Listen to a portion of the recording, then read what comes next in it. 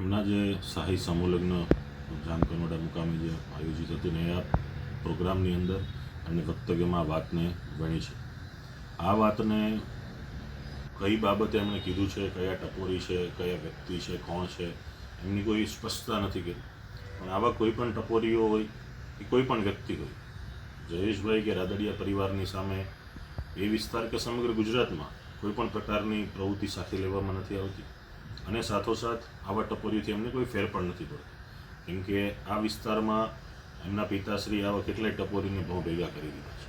એટલે કોઈ પણ આવા અસામાજિક તત્વો કોઈ પણ પ્રકારનું નિશાન ઊભું કરતું હશે તો એને પણ સબક શીખડાવી અને શાંત કરી દે. જે વિઠ્ઠલભાઈ પ્રત્યે ઘણા વફાદાર રહ્યા છો અને એમનું માર્ગદર્શન પણ મેળવ્યું છે.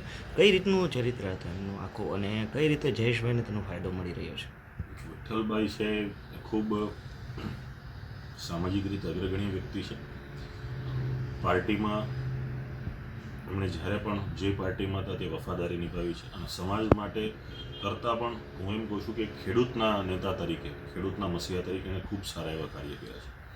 જ્યાં આપણા પવિત્ર ધામો છે ત્યાં ગુજરાત બહાર પણ પવિત્ર ધામો છે, સૌરાષ્ટ્રમાં ગુજરાતમાં પવિત્ર ધામો છે, ત્યાં ભવન બનાવવા લોકોની વ્યવસ્થા કરવી. અને એના સૌરાષ્ટ્રમાં કહેવત હતી કે એમના ડેલે ગયેલો વ્યક્તિ ક્યારેય ખાલી હાથે પાછો ન આવે. કોઈ પણ કામ લઈને જાય, કામ કરનાર વફાદાર હતા.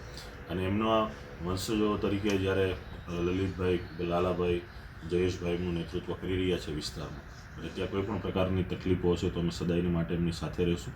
અને આ પરિવારે આ એક સમાજને નહીં, સમગ્ર ગુજરાતીઓને ઘણું બધું આપ્યું છે. ત્યારે અમારી એક જવાબદારી બને છે અને કર્તવ્ય પણ બને છે.